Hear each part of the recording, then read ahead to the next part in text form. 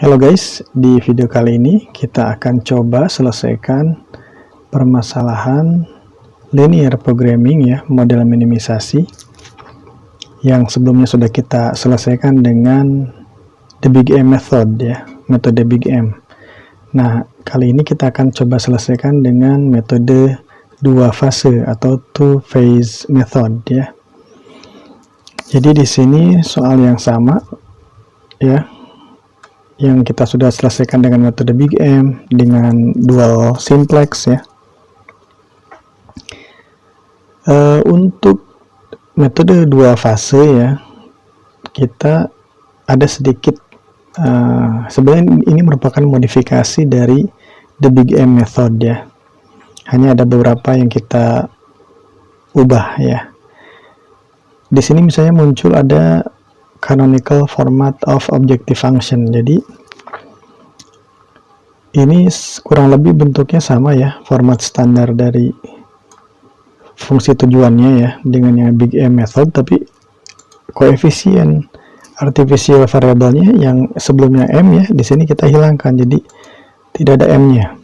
Ya, kan ini salah satu tujuan dari two phase method adalah untuk menghilangkan ya potensi kekeliruan dari si Big M method, yaitu dimana nilai M, sebuah nilai yang sangat besar ya, itu bisa jadi terlalu besar ya.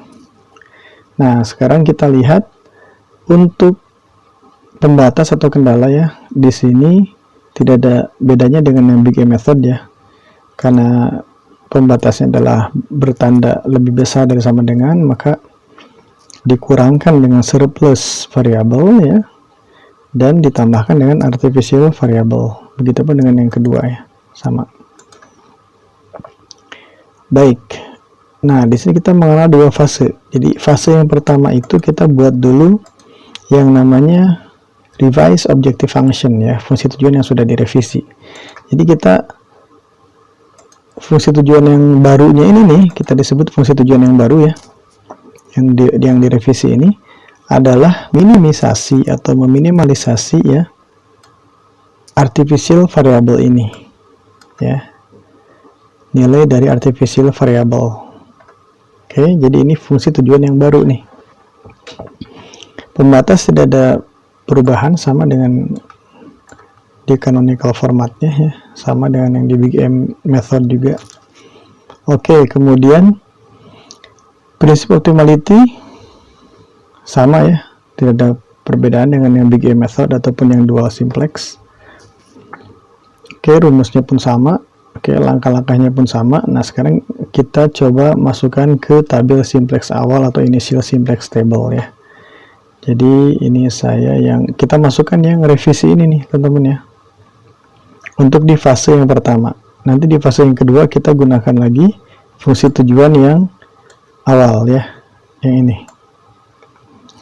Di fungsi tujuan yang awal dengan sudah tidak ada lagi artificial variable. Oke, sekarang kita ke fase pertama dulu. Ini saya split view dulu. Oke, di sini saja.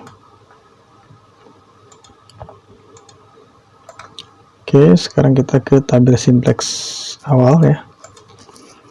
Nah, di sini teman-teman, basic variable-nya ya, kita di sini sudah tambahkan. Jadi X1, X2, S1, S2, A1, A2 ya. Nah, sedangkan di fungsi tujuan, kalau kita lihat teman-teman ya, basis variabelnya ya, basic variabelnya di sini kan tidak ada ya, X1, X2, S1, S2. Yang ada hanya A1, A2. Jadi ini kita isi 0. Ya, ini kita isi 0 semuanya. Sorry, sampai S2 nih. Nah, kemudian A1 sama A2 kita isi masing-masing koefisiennya 1 ya. Jadi sini 1, di sini 1. Oke. Jadi di sini pun A1 kita isi sama dengan ini ya, sama dengan 1. Ini pun sama dengan 1. Baik, sekarang untuk yang koefisien fungsi kendala ya. Ada 2 di situ untuk X1, 2 X1 tambah 4, X2 S1 nya minus 1 ya. Minus 1, S2-nya di sini 0, A1-nya 1, A2-nya 0 ya. Kemudian solutionnya 20. Untuk fungsi kendala kedua 4, kemudian 3, S1-nya 0, S2-nya minus 1, A1-nya 0, A2-nya 1 ya. Solutionnya 30, right hand side. Oke. Kemudian kita lihat nilai ZJ. Nilai ZJ berarti ini karena semuanya angka bisa numeris ya, saya bisa pakai sum product. Kalau di Big M ya, di video sebelumnya tidak bisa karena ada huruf M ya. Baik, ini saya kunci dulu sekalian. 4, oke. Array 2-nya ini. Oke, kemudian saya tarik sampai sini. Baik. Kemudian nilai CJ dikurangi ZJ. Ini sama, dikurangi dengan ini. Kemudian saya tarik ke sini. Baik. Di sini kita lihat nilai CJ kurangi ZJ. Kalau untuk minimisasi, ingat nilainya ya harus lebih besar dari sama dengan 0 ya enggak? Itu prinsip optimality ya. Atau boleh juga kalau di teori ya disebutkan, atau apa namanya, pemahaman lainnya ya, bahwa kalau CJ kurangi ZJ di sini harus lebih besar dari sama dengan 0, berarti ZJ dikurangi CJ kurang dari sama dengan 0 ya. Jadi sama aja lah sebetulnya. Mau pakai yang kriteria CJ kurangi ZJ lebih besar dari sama dengan 0, atau ZJ dikurangi CJ kurang dari sama dengan 0, sama aja ya. Oke. Jadi untuk prinsip optimality ini tidak boleh ada yang negatif ya teman-teman, harus lebih besar dari sama dengan 0. Nah, berarti yang kita pilih adalah yang negatifnya terbesar ya. Nilai negatif terbesar ada pada X2 ini. Jadi kita pilih ini sebagai key column ya. Key column itu kita kasih warna kuning sebagai kolom kunci ya. Nah, kemudian untuk mencari baris kunci, kriterianya sama ya dengan di Big M method. Kita mencari nilai rasio dulu dari setiap baris ini. Berarti solution ini dibagi dengan nilai key column-nya ya, key column value-nya. Oke, ini 5 nilainya, kemudian yang bawah 10. Kita pilih yang nilai positif terkecil ya. Ya, terkecil. Jadi yang A1 ini kita pilih sebagai living variable ya. Maka X2 nanti akan menjadi entering variable. Ini saya kasih warna kuning lagi. Oke. Baik ya. Kita ini adalah untuk tabel simplex awal. Ini saya bisa buang.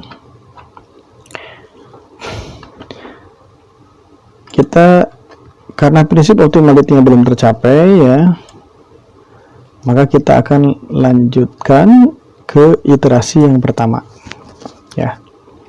Oke, di iterasi yang pertama dengan maksud adalah menghilangkan basic variabel A1 dan A2 ya, karena tadi tujuan adalah minimisasi ini. Maka kita akan coba ini saya copy dulu, maaf. Kita akan coba cari nilai dari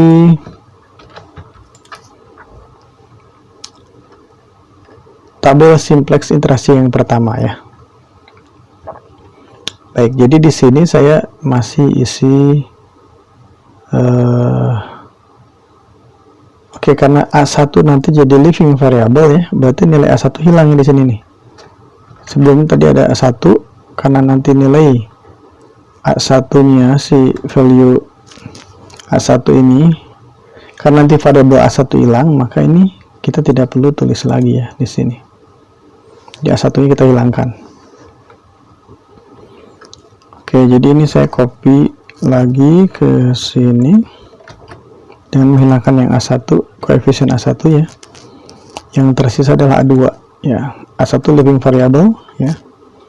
Sedangkan entering variable adalah X2. Jadi A1-nya saya ganti dengan X2 ya.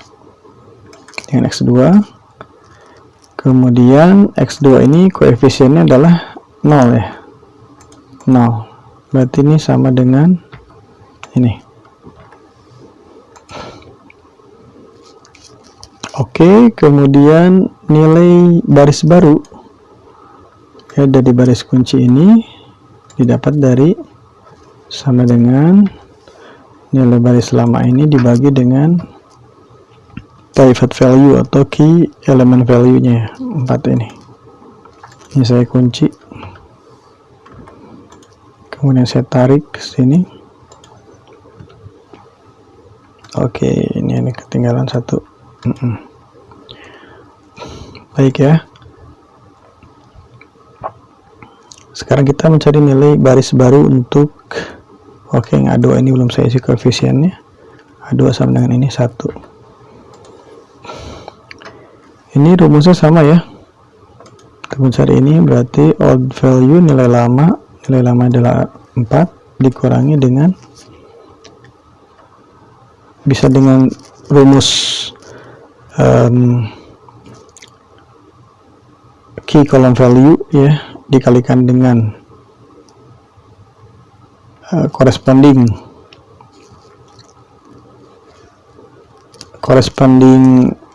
row value ya dibagi dengan key element value, atau bisa juga dengan yang ini yang lebih pendek ya, old value ya dikurangkan dengan key column value. Key column value-nya adalah 3 ini ya. Kemudian saya kunci nih, dikalikan dengan corresponding new row value. Berarti yang ini ya 0,5 ya. Oke. Nah, ini saya tinggal tarik sini ya. Ini saya hilangkan. Oke. Sekarang kita mencari nilai ZJ dan CJ kurang ZJ. Oke, nilai ZJ bisa saya pakai sum product ya.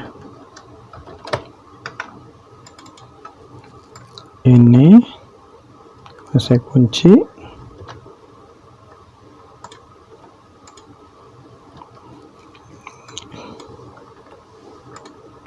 Oke, saya tarik.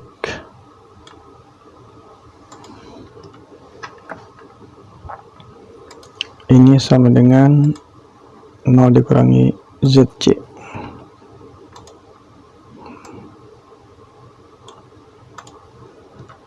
Oke. Ini hasil dari iterasi yang pertama ya. Coba kita lihat prinsip optimality apakah sudah tercapai. Ternyata masih ada yang bernilai negatif ya. Kita pilih yang terbesar, berarti yang ini X1 ya.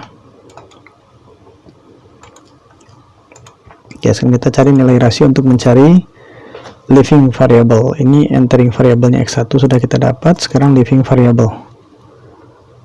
Oke, sama dengan solution ini dibagikan dengan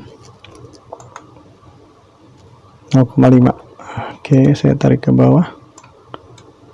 Nah, kita lihat mana nilai positif yang terkecil ya. Berarti yang 6 kita pilih ya, berarti A2 yang kita pilih sebagai key row ya. Oke, karena belum optimal maka kita akan lanjutkan dengan iterasi yang kedua.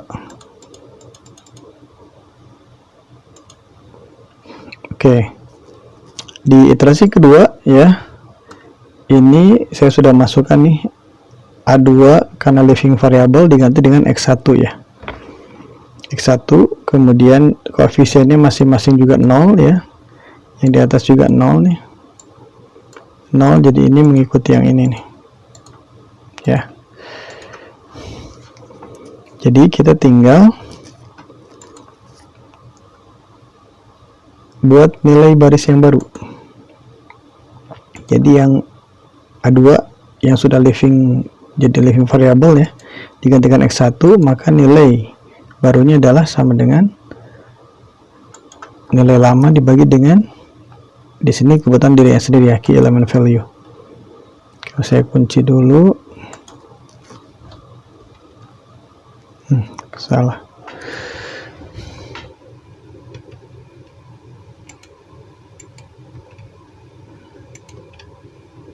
Ini saya kunci yang bawah. Oke, saya tarik. Ini saya hilangkan karena A1 A2 sudah tidak dipakai lagi ya, karena dia bersifat dummy. Oke, kemudian nilai baru untuk baris ini kita cari ya, sama dengan nilai lamanya adalah ini 0,5 dikurangi dengan key column ya. Key column-nya berarti dirinya sendiri ya, dirinya sendiri kita kunci dikalikan dengan corresponding new row, berarti yang ini. Oke, enter, kemudian saya tarik ke sini, saya hilangkan. Oke, kita lihat nilai ZC sama dengan ini. Saya kunci, maaf ya, sum produknya lupa, sum produknya ketinggalan. Ini saya kunci koma ini, kemudian saya tarik ke sini. Iya, ini sama dengan 0 dikurangi ZC. Oke ya. Baik, jadi dalam aturan two-phase method itu kita harus berakhir dengan nilai koefisien fungsi tujuan adalah 0 semuanya ya. Jadi tidak ada lagi nilai koefisien si artificial variable yang satu itu ya. Nah, ketika sudah berhasil kita mencapai nilai ini ya, maka kita masuk ke tahapan yang kedua atau phase 2 ya. Nah, di phase 2 ini kita kembalikan lagi format dari fungsi tujuannya ke format standar lagi ya, yang sebelumnya tanpa ada artificial variable. Jadi artificial variable dihilangkan ya, kemudian disisakan yang variabel X1, X2 dan S1, S2 ya. Oke. Nah, kemudian kita buat tabel simplex awal untuk yang fase kedua ini ya, teman-teman, dengan mengambil nilai fungsi kendala ini berasal dari tabel simplex iterasi kedua ini ya. Jadi ini saya copy saja. Oke, ini saya copy ya, kemudian saya taruh di bawah. Oke, kemudian ini pun solusinya saya copy,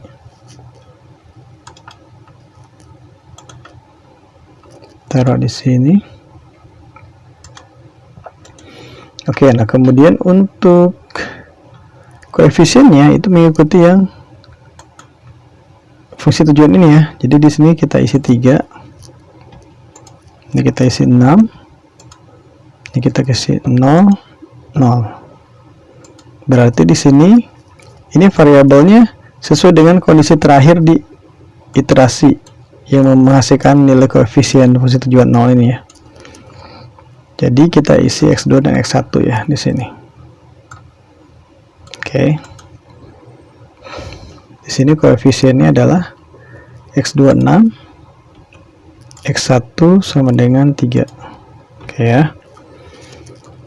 Baik, sekarang kita hitung nilai ZC nya. Sum product ya.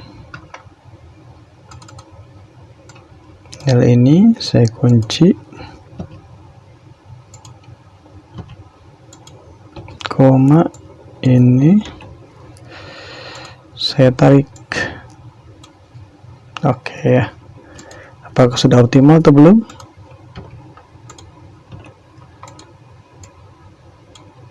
Oke. Minimisasi CJ kurang ZJ nya harus lebih besar dari sama dengan 0. Sudah optimal dan hasil solusinya pun sudah visible ya. Sudah layak. Jadi ini sama hasilnya dengan yang Big M method ataupun yang dual simplex ya, teman-teman. Jadi sama nih formatnya, saya template-nya masih pakai yang Big M method ya. Jadi sama hasilnya ya. Anda bisa menggunakan cara ada Big M method atau two phase method ini ya, atau bisa yang dual simplex juga. Oke, jadi ini penjelasan dari metode dua fase atau two phase method. Semoga bermanfaat. Sampai jumpa lagi di video selanjutnya. Stay hungry, stay foolish.